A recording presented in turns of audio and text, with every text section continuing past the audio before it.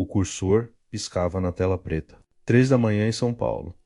E Marina Cavalcanti não conseguia parar de tremer. Não era frio, era medo. O tipo de medo que gruda na pele quando você descobre que alguns segredos deveriam permanecer, enterrados para sempre.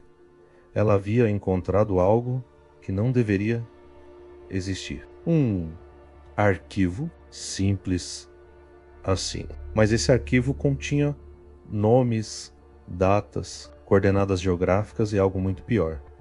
Fotografias de pessoas que oficialmente nunca desapareceram. Porque para desaparecer primeiro, você precisa existir nos registros. E essas pessoas tinham sido apagadas antes mesmo de sumirem.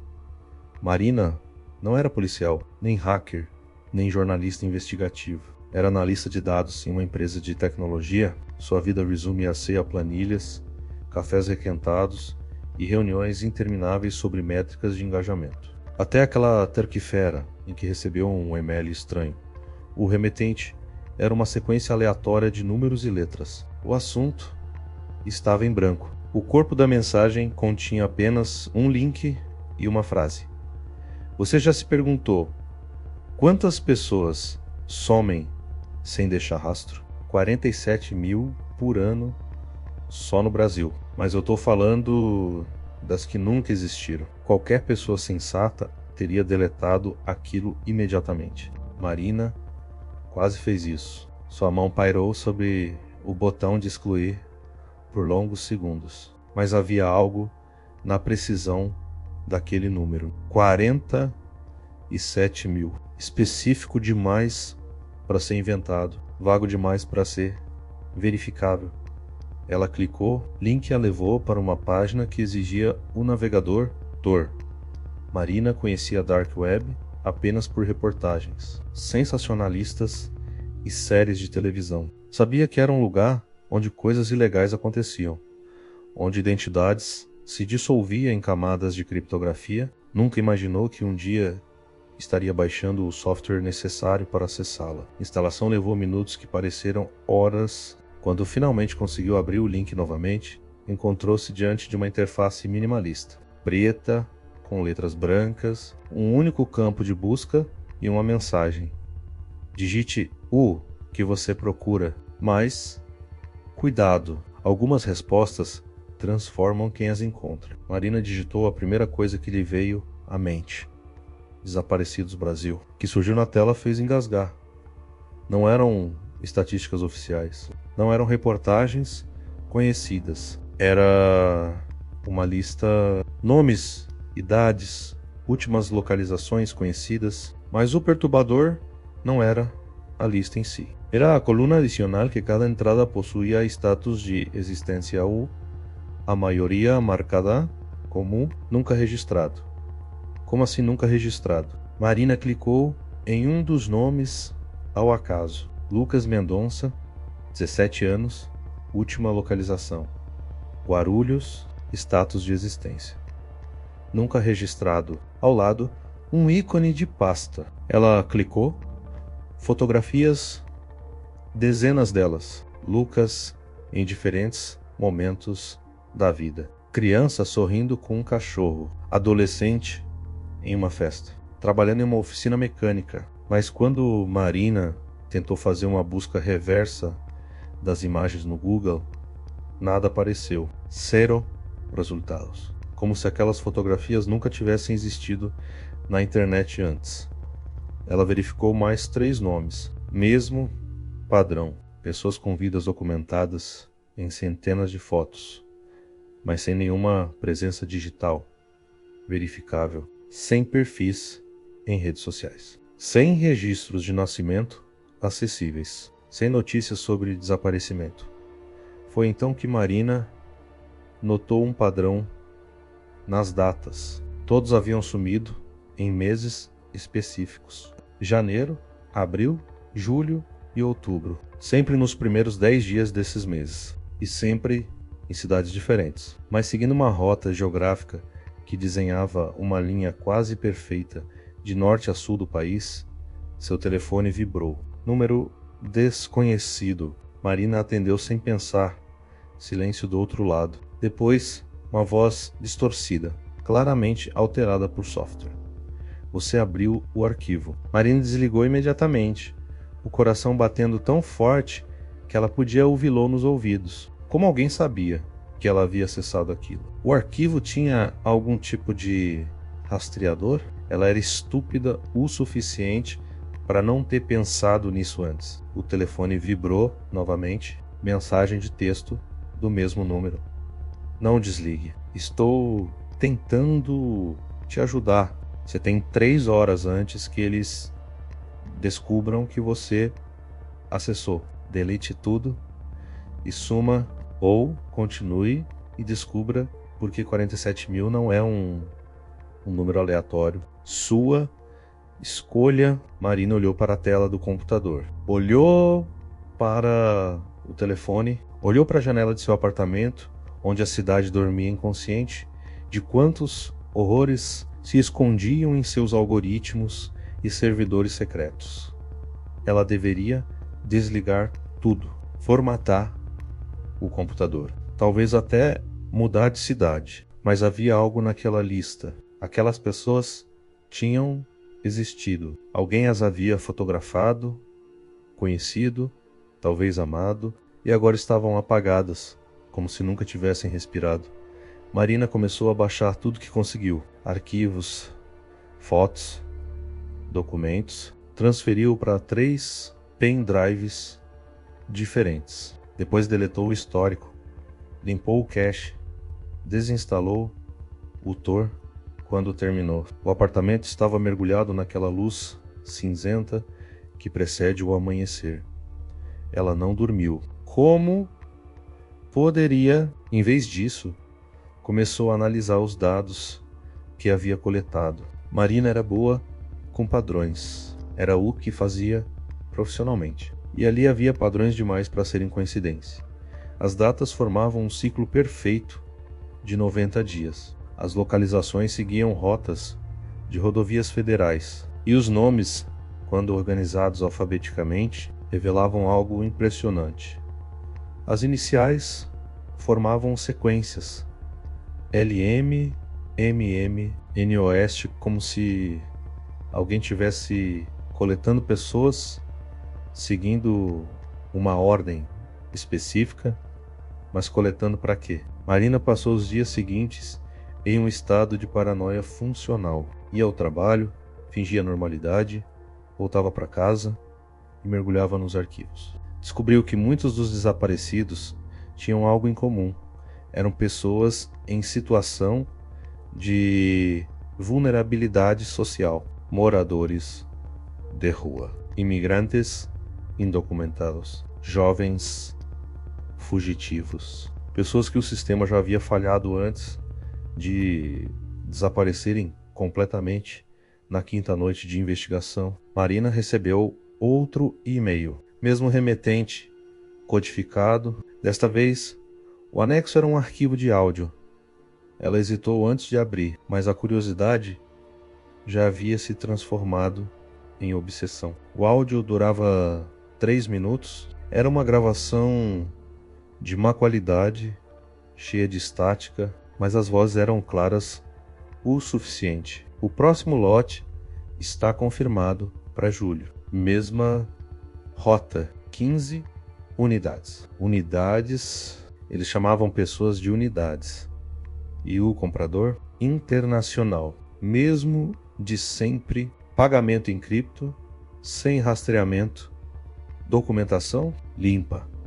Como sempre, essas pessoas nem têm certidão. Oficialmente nunca nasceram. Marina pausou o áudio. Sentiu o estômago revirar. Tráfico humano. Não apenas tráfico humano comum, que já seria horrível o suficiente, mas um tráfico sistemático, organizado, de pessoas que haviam sido deliberadamente mantidas fora do sistema desde o nascimento. Crianças nascidas sem registro, adultos vivendo nas margens. Pessoas que podiam desaparecer sem que ninguém procurasse, porque no papel nunca existiram. Ela precisava levar isso a alguém. Mas a quem? A polícia? E se houvesse policiais envolvidos? A imprensa? Como provar algo assim sem se expor completamente? Foi então que o telefone tocou novamente. O número distorcido da primeira chamada. Desta vez, Marina atendeu imediatamente. Você ainda tá viva. Bom sinal. A voz continuava alterada, mas havia um tom quase humano nela. Agora, quem é você? Alguém que cometeu o mesmo erro que você? Só que 5 anos atrás. Me chamo... Bem, você pode me chamar de fantasma. Nome apropriado para quem investiga pessoas que nunca existiram, não acha? O que você quer? Impedir que isso continue, mas não posso fazer sozinho. Já tentei, quase morri. Literalmente. Essa rede é maior do que você imagina. Tem tentáculos em órgãos governamentais, empresas de tecnologia, até mesmo organizações não governamentais que teoricamente deveriam proteger essas pessoas. Marina sentou-se, as pernas fraquejando. Como funciona? É simples e diabólico ao mesmo tempo. Eles identificam pessoas vulneráveis, principalmente crianças nascidas fora do sistema hospitalar, oferecem dinheiro às famílias pobres para não registrar o nascimento. R$ 500 aqui, 1.000 ali. Para quem não tem nada, é uma fortuna. Anos depois, quando a criança cresce, ela não existe legalmente. Não pode abrir conta em banco, não pode votar, não pode trabalhar formalmente. Fica presa em um limbo e é aí que eles atacam. Quem são eles? Uma rede internacional. Começou como tráfico de órgãos, acredite ou não, mas evoluiu, agora é mão de obra escrava, exploração sexual, até mesmo cobaias para testes médicos não autorizados. E escolhem especificamente pessoas que não existem, porque assim, não há investigação, não há corpo, não há crime. Tecnicamente, Marina sentiu náusea subindo pela garganta. Por que você me mandou aquilo? Por quê? Descobri seu perfil. Analista de dados. Boa com padrões e trabalha em uma empresa de tecnologia com acesso a ferramentas que eu não tenho mais. Preciso que você faça algo que eu não consigo.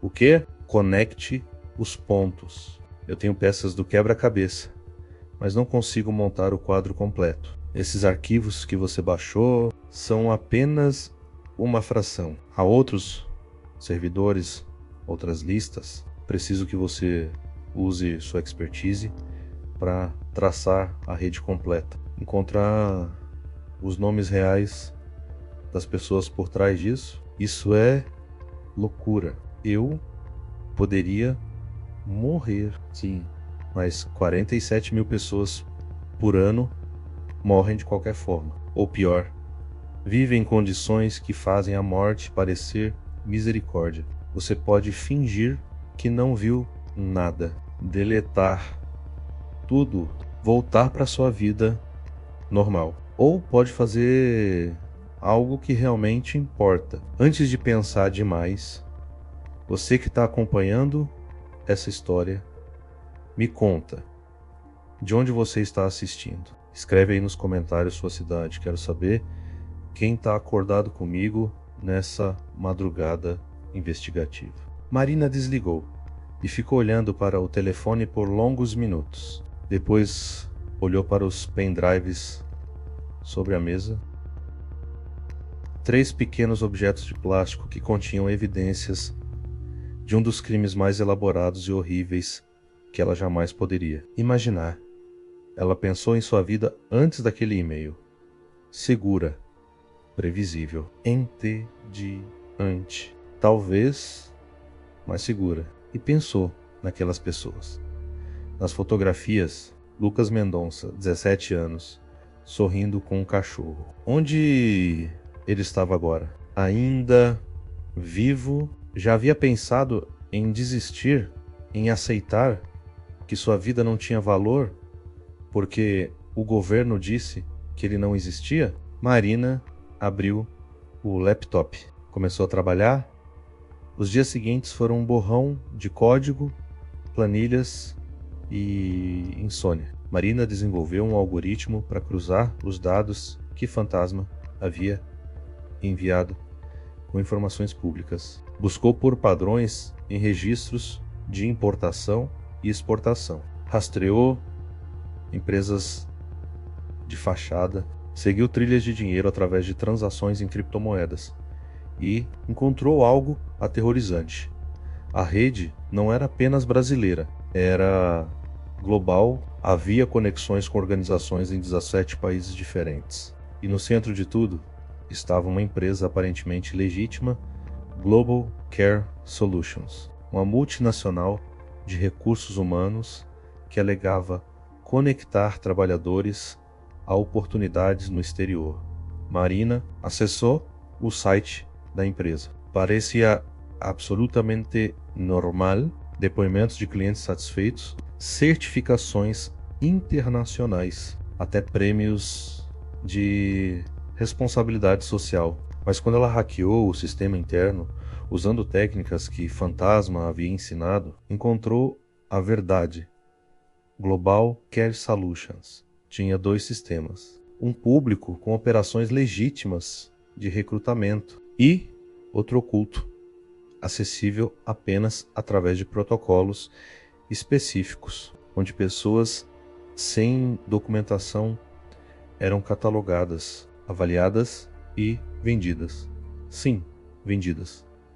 Havia uma interface que parecia um site de comércio eletrônico, fotos, descrições, preços. Masculino, 22 anos, saudável, adequado para trabalho pesado, menos $15.000. Feminina, 19 anos, alfabetizada, recomendada para serviço doméstico, menos $12.000. Masculino, 14 anos, órfão, ideal para adoção, irregular, menos $20.000. Marina vomitou. Literalmente correu para o banheiro e vomitou até não sobrar nada no estômago. Depois voltou para o computador e continuou documentando tudo, porque alguém precisava ver aquilo e fazer algo a respeito. Ela descobriu os nomes executivos respeitados, políticos com carreiras impecáveis, empresários filantrópicos, todos conectados àquela rede através de camadas e camadas de empresas fantasma e contas offshore. Era tão bem organizado que mesmo com todas as evidências seria quase impossível provar em tribunal. Quase. Marina ligou para Fantasma. Encontrei tudo, a estrutura completa, nomes, transações, rotas, mas não sei o que fazer com isso. É grande demais, poderoso demais. Eu sei de alguém que pode ajudar, promotora federal, uma das poucas pessoas no sistema em que ainda confio, mas precisamos ser cuidadosos. Entregar as evidências de forma que não possam ser destruídas antes de se tornarem públicas. Como? Você conhece aquele termo Dead Man's Switch? É um mecanismo que dispara automaticamente se algo acontecer com você. Vamos criar Se tentarem te silenciar, ou a mim, tudo vai para a imprensa internacional simultaneamente. Não terão como conter. Eles trabalharam durante uma semana montando a estrutura, cópias dos arquivos distribuídas em servidores ao redor do mundo. E-mails programados para serem enviados automaticamente a jornalistas de 20 países diferentes se Marina ou Fantasma não desativassem o temporizador a cada 48 horas. Era o seguro de vida deles. A reunião com a promotora foi marcada para uma terça-feira, local neutro, uma cafeteria movimentada no centro de São Paulo. Marina chegou 15 minutos adiantada, com uma mochila contendo 2 dos pendrives. O terceiro estava em um cofre de banco, como backup final. A promotora era uma mulher de 50 e poucos anos, cabelos grisalhos, presos em um coque eficiente. Ela se apresentou como doutora Helena Correia. Tinha olhos cansados, de quem já viu demais, mas ainda mantinha aquela centelha de idealismo que separa os bons profissionais dos cínicos. Então, você tem evidências de uma rede internacional de tráfico humano operando há pelo menos uma década. Isso é o que me disseram. Marina assentiu e colocou o pendrive sobre a mesa. Não é apenas tráfico, é um sistema. Eles impedem que pessoas vulneráveis sejam registradas ao nascer, mantendo-as legalmente inexistentes. Depois as exploram de todas as formas possíveis. E quando essas pessoas desaparecem, ninguém procura, porque oficialmente elas nunca existiram. Doutora Helena pegou o pendrive e o examinou como se fosse uma granada. Você entende que isso, se for verdade, envolve derrubar pessoas muito poderosas? Pessoas que não vão simplesmente aceitar. Entendo. É por isso que configuramos um Dead Man's Switch. Se algo acontecer comigo ou com minha fonte, tudo vai público automaticamente. A promotora sorriu pela primeira vez. Inteligente. Vou precisar de alguns dias para analisar tudo. Mas se 1/10 do que você está me dizendo for verdade, isso vai ser a maior operação da Polícia Federal em décadas. Marina sentiu uma mistura de alívio e terror. Alívio porque finalmente havia passado aquele peso para alguém capaz de agir oficialmente. Terror porque agora o processo estava fora de seu controle. Nos 3 dias seguintes, nada aconteceu. Marina foi trabalhar normalmente, fingindo que sua vida não havia se transformado em um episódio de thriller político. Fantasma mantinha contato diário através de mensagens criptografadas. Doutora Helena enviou uma confirmação de que estava montando uma força-tarefa. Sigilosa, foi na quinta-feira que tudo desmoronou.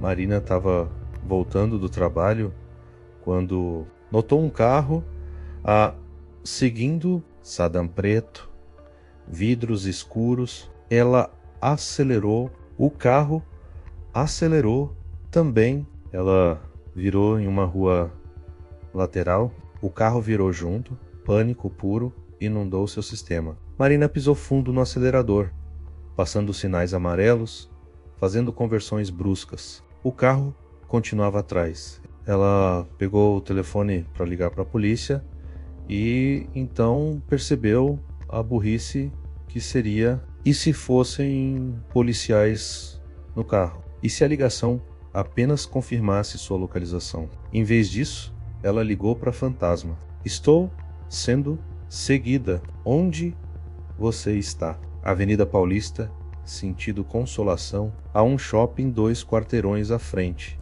Entre lá, multidão.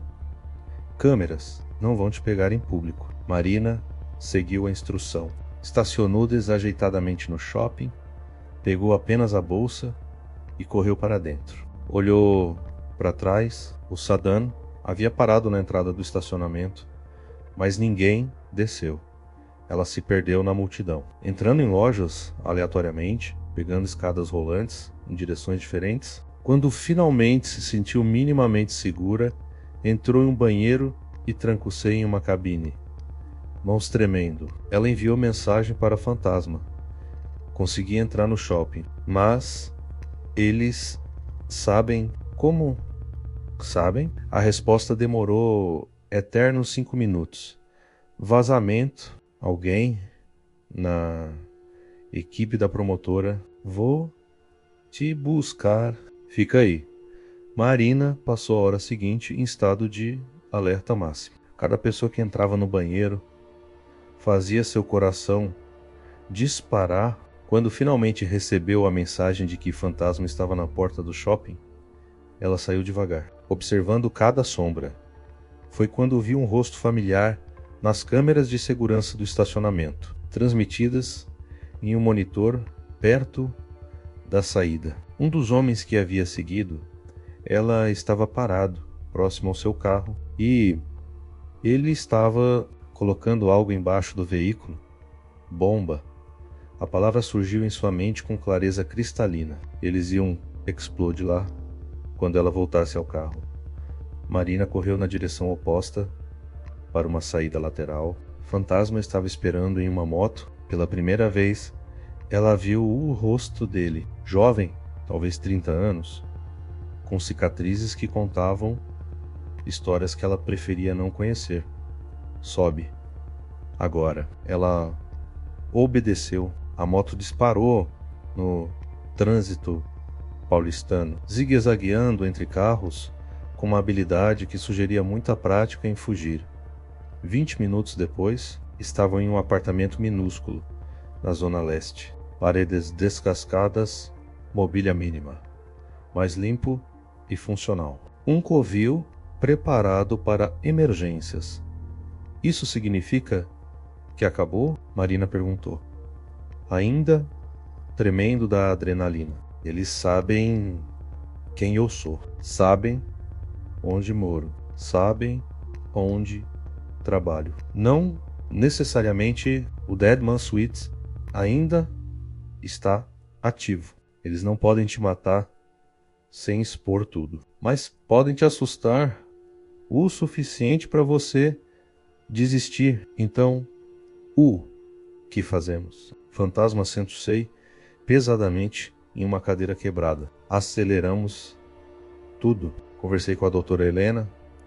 O vazamento não veio da equipe dela, mas de alguém monitorando comunicações. Eles têm acesso a sistemas que não deveriam ter. Mas ela já iniciou a operação oficial. Mandados sendo preparados. Força-tarefa mobilizada. 48 horas até que batam nas portas, simultaneamente, em 6 estados. 48 horas. Eu consigo sobreviver 48 horas? Você vai ter que conseguir, porque milhares de pessoas contam com isso agora. Marina passou aquelas 48 horas no apartamento seguro, sem sair, sem janelas abertas, comendo comida de entrega paga em dinheiro. Fantasma ficou com ela, montando o guarda, monitorando notícias, mantendo contato com a doutora Helena.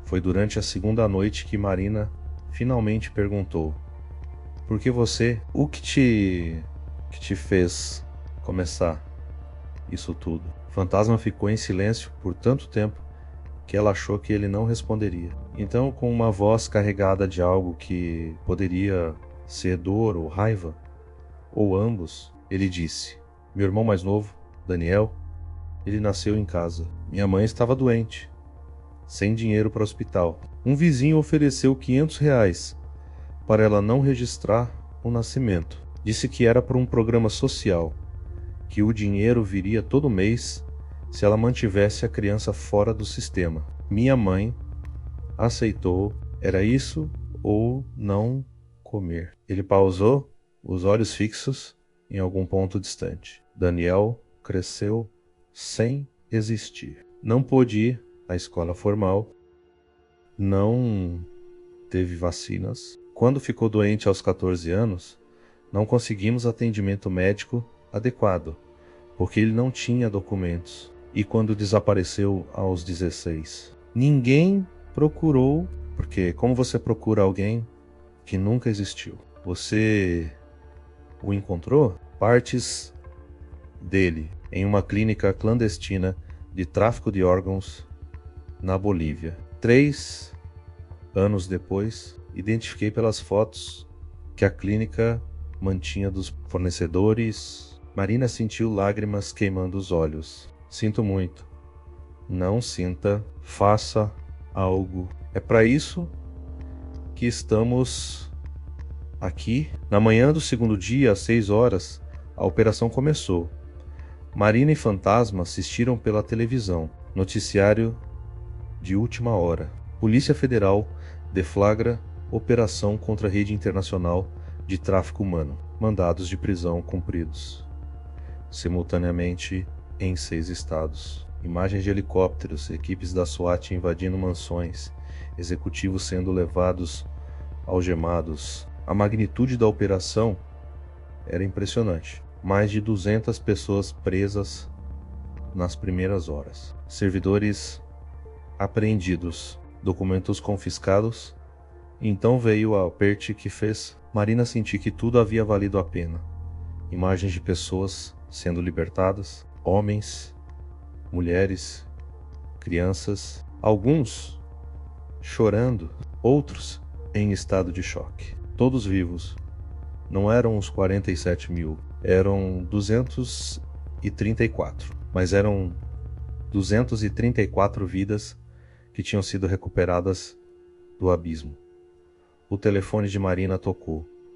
Doutora Helena, vocês conseguiram. Não apenas desmantelamos a rede brasileira, mas fornecemos evidências que estão causando operações coordenadas em outros 12 países.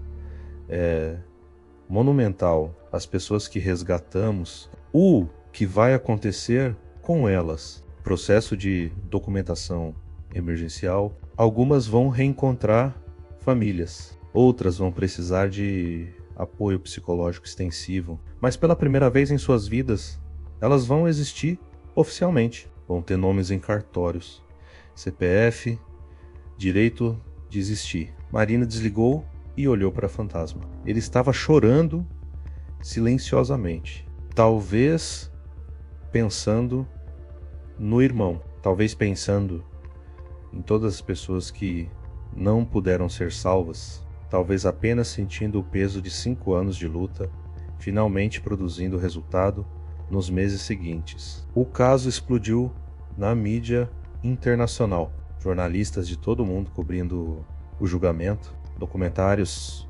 sendo produzidos. Marina e Fantasma permaneceram anônimos, protegidos por programa de testemunhas, mas eles sabiam o que haviam feito. Marina voltou à sua vida, mas diferente. Pediu demissão do emprego corporativo e começou a trabalhar para uma organização não governamental de direitos humanos, usando suas habilidades com dados para rastrear outras redes de exploração. Fantasma continuou seu trabalho nas sombras, agora com apoio oficial discreto, mas a história não terminou ali, porque o sistema que permitia que pessoas nascessem sem registro ainda existia. A pobreza que levava famílias a aceitarem dinheiro em troca de manter crianças fora dos registros oficiais ainda existia, e enquanto essas condições permanecessem, sempre haveria alguém pronto para explorar os vulneráveis.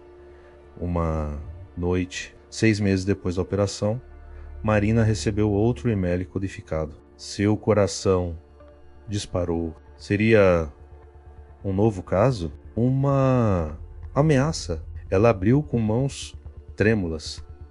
Era uma foto, Lucas Mendonça, o primeiro nome que ela havia clicado naquela lista maldita.